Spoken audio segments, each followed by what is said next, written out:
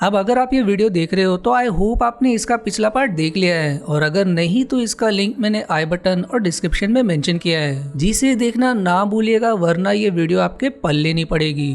आप पिछले पार्ट में मैरियन और जिप्पो किसी तरह से इस पार आने लगे थे, पर तभी एक मगरमच्छ पुल को बुरी तरह से तोड़ देता है, जिसे मैरियन तो पार कर लेती है, पर जिप्पो नदी में गिर जाता है और फिर एक मगरमच्छ उसका पूंछ पकड़ लेता है। इसलिए अब जिप्पो काल से मदद की मांग करता है और उसे बचाने की भीख मांगता है, और फिर तभी अचानक से काल नदी में अपना हाथ डालकर जिप्पो को नदी से बाहर खींच लेता है। फिर सभी इस जंगल से बाहर निकलने की कोशिश करते हैं और वहीं कार्ल डेविड को उठाकर आगे बढ़ता है। फिर कुछ देर बाद जिप्पो कहता है कि शायद हम लोग रास्ता भटक गए हैं। तब मैरियन एक छोटे से पहाड़ पर चढ़कर दूरबीन से देखती है, जहां उसे कुछ खोजी दल दिखाई देते हैं जो उन्हें ही खोज रहे थे। उसके बाद सभी उनकी मदद से पास के गाँव में पहुँच जाते हैं, जिस गाँव की मालकिन मैरियन की माँ रोजमेरी थी।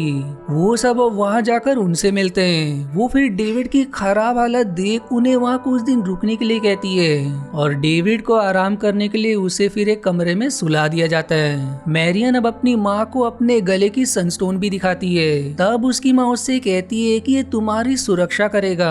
वहीं जिप्पो डेविड के लिए एक दवा लाता है, और वहीं फिर रात में कार्ल डेविड के पास से उठकर सामने के कमरे में रस्सी से लटक कर चला जाता है। वो कमरा दरअसल लड़कियों का था, और कार्ल के आने से सब लोग जाग जाती है, और फिर कार्ल मैरियन के पास जाकर उसे बाहर घूमने के लिए कहता है, और तब दोनों वहाँ के तालाब में नहाते और एक दूसरे से किस शेयर करते हैं, क्योंकि वो एक दूसरे को पसंद करते थे। अब अगले दिन कार्ल जिप्पो के साथ फिर से टेबल टेनिस खेल रहा होता है, और वहाँ पर मैरियन की माँ आ जाती है और जिप्पो से कहती है कि तुम्हें वाटरफॉल शहर जाकर अपना काम करना चाहिए, और कार्ल को भी समझाती कि तुम अब एक डायनोटोपियन हो और तुम्हें भी दूसरे लोगों की तरह काम करना चाहिए। इसलिए अब डेविड वहाँ के खेतों में सभी के साथ काम करने लगता है। और वहीं इस तरह वाटरफॉल शहर में मेयर की सभा में जिप्पो उन्हें बताता है कि उसने किसी की मदद से वहाँ की पुरानी मंदिर को खोज लिया है, जहाँ से नीचे की दुनिया में जाने के लिए रास्ता है। इसलिए वहाँ पर एक दल भेजना चाहिए, क्योंकि वहाँ पर सनस्टोन्स हो सकते हैं। तब मेयर कहते कि वहाँ पर बहुत से मांसाहारी भी रहते हैं, इसलिए वो किसी की जान को खतरे में नहीं डाल सकते। उन्हें वहाँ जाकर वहाँ की पवित्रता को नष्ट नहीं करना चाहिए।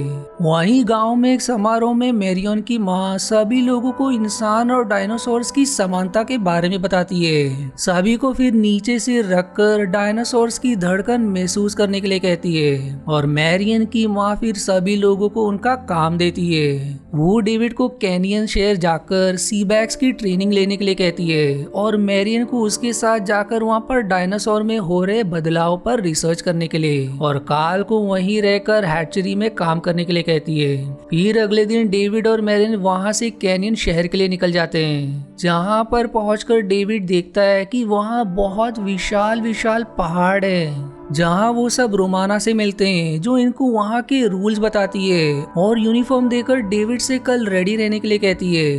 कार्ल भी गांव के हैचरी में एक कार्ड लेकर जाता है, जहाँ उसे मैरियन की छोटी बहन सिमांता मिलती है। वो कार्ल का कार्ड लेकर उसे 26 नंबर का एक डायनो एग देती है, और कहती कि अब उसे ही इसका देखभाल करना होगा। यहाँ कैप्टन ओनू अपने सभी स्टूडेंट्स को वहाँ के नियम बताते हैं। वो उन्हें ये भी सिखाते हैं कि ऊपर का इलाका सीबैक्स का है और नीचे का इलाका ट्रेनोडॉन का। एक अच्छा सीबैक्स बनने के लिए अपने डर को हराना पड़ेगा, इसलिए वो उन्हें सीबैक्स के साथ उड़ने के लिए बताती है। फिर सभी को नीचे एक सीबैक्स मशीन दिखाते हैं और डेविड को उस पर बैठने के लिए कहते हैं, और डेविड के बैठते ही मशीन को चालू कर देते हैं। पर थोड़ी ही देर बाद डेविड नीचे गिर जाता है। उसे फिर भी हर बार उस पर बिठाया जाता है, पर वो हर बार नीचे गिर जाता है, क्योंकि वो उस पर संतुलन ठीक से नहीं बना पा रहा था। वहीं अब मैरियन एक जगह पर दूरबीन से देखती है कि कुछ ट्रेनोडन एक अलग रंग के ट्रेनोडन को मारकर उसके इलाके से भाग रहे थे,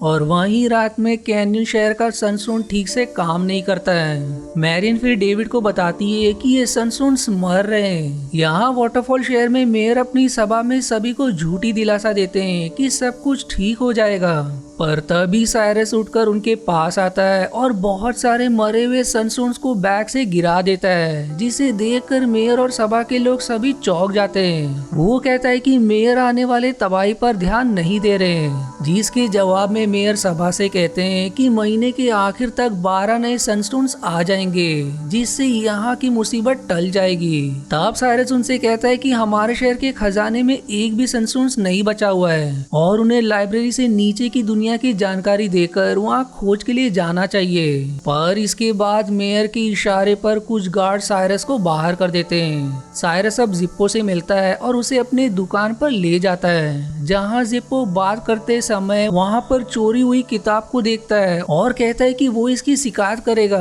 तब साइरस पीछे से जिप्पो के सिर पर मारकर उसे बेहोश कर देता है, फिर उसे एक बहुत बड़े बैग में बंद करके एक नाले में गिरा देता है। यहाँ कैनियन शहर में सभी की ट्रेनिंग को कई दिन हो चुके थे और अब कैप्टन सभी को अपने साथ पहाड़ी से नीचे की तरफ ले जाते हैं, जो रास्ता बहुत ही खतरनाक होता है, जहाँ डेविड भी डर डर के नीचे उतरता है और रोमाना उसका हिम्मत बढ़ाती है। फिर कैप्टन उन्हें ऐसी जगह पर लाते हैं जहाँ पर पहाड़ी 2 टुकड़े में बटा होता है। वो दूसरी तरफ जाकर सभी को वहाँ अपना नाम लिखने के लिए कहते हैं, पर डेविड उस पार डर के कारण नहीं कूद पाता।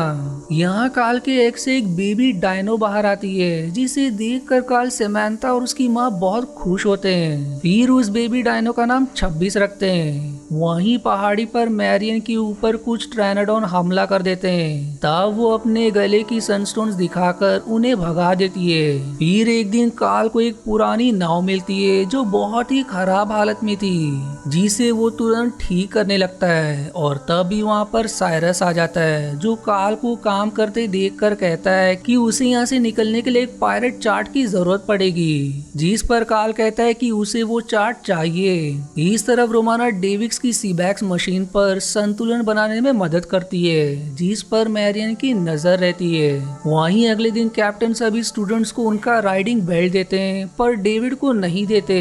तब डेविड सवाल करता है कि उसे बेल्ट पाने के लिए क्या करना पड़ेगा, जिस पर कैप्टन उसे सीबैक्स के घोंसले में एक रात गुजारने के लिए कहते हैं। इसलिए डेविड मैरियन से कहता है कि वो अब यहाँ से वापस जा रहा है, क्योंकि वो सीबैक्स के घोंसले तक नहीं जा पाएगा, जिस पर मैरियन रोमाना को साथ लेकर जाने के लिए कहती है, पर डेविड मना कर देता है। इसलिए अब मैरियन उसके साथ जाने के लिए कहती है। वहीं गांव में साइरस काल के पास आता है और कहता है कि अगर उसे चार्ट चाहिए तो उसे हैचरी टावर की सनस्टोन को चुरा कर उसे देना होगा, पर काल इस पर मना कर देता है और वहीं नाले से कुछ लोग जिप्पो को बचा लेते हैं। अब अगले दिन मैरियन और डेविड ऊपर की पहाड़ी पर चढ़ाई करते हैं, जो रास्ता बहुत ही खतरनाक होता है। ऊपर की चढ़ाई करते समय फिर अचानक से मैरियन का पैर फिसल जाता है, जिससे वो नीचे लटक जाती है और फिर डेविड को मदद के लिए कहती है। तब डेविड किसी तरह से मैरियन का हाथ पकड़कर ऊपर खींच लेता है। फिर वो सीबैक्स के घोंसले में पहुंच जाते हैं और वहां आराम करने लगते हैं, जहां डेविड मैरियन से अपने प्यार का इजहार करता है और सवाल करता है कि क्या वो भी उसके लिए सेम फीलिंग्स रखती है।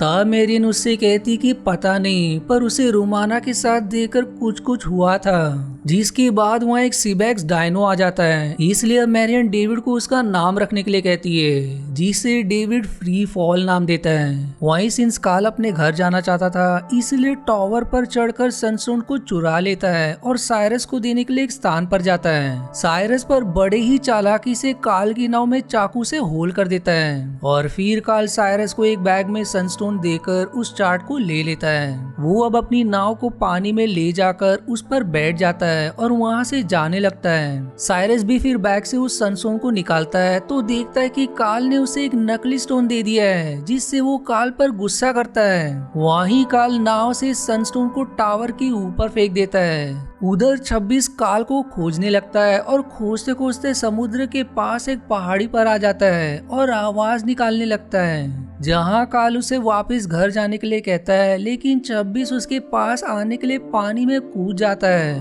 और अब काल के नाव में भी पानी भरने लगता है। इसलिए वो तुरंत पानी में कूदकर 26 को बचाने के लिए आता है और 26 को बचाकर किनारे ले आता है। यहाँ कैनियन शहर में कैप्टन सभी स्टूडेंट से सीबैक्स को बुलाकर उसके साथ उड़ने के लिए कहता है और ऐसा ना कर पाने पर उन्हें राइडर पद से डिसमिस करने के लिए कहता है, जहाँ पर काल भी आ जाता है। सबसे पहले रोमाना बुलाती है और एक सीबैक्स आता है जिस पर सवार होकर वो आसमान में उड़ जाती है।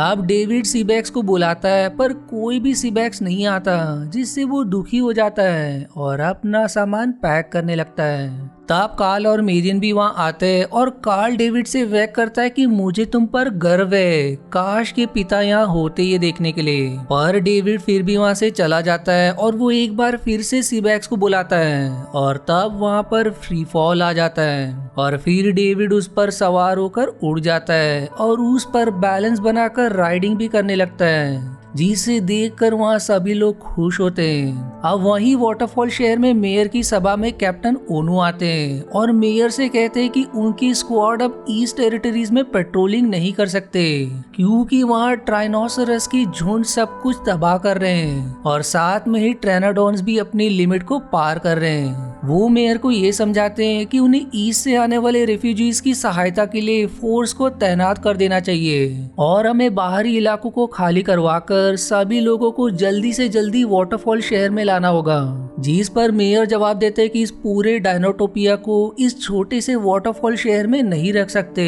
इस पर कैप्टन ओनू कहते हैं कि मैंने पिछले हफ्ते नए स्टूडेंट्स का स्क्वाड बनाया है जो जंग में अपनी जान भी दे सकते हैं। तब मेयर कहते हैं कि वो डायनोटोपिया के नियम नहीं तोड़ सकते, इसलिए सभी लोग मरने के लिए तैयार हो जाए। जिसके साथ भी ये एपिसोड भी यहीं समाप्त हो जाती है। आशा है आपको मेरी एक्सप्लेनेशन पसंद आई। यदि हाँ तो प्लीज वीडियो को लाइक करना और चैनल को सब्सक्राइब करके सपोर्ट करना ना भूलें। मिलते हैं अगले एक्सप्लेनेशन वीडियो में, तब तक के लिए धन्यवाद दोस्तों।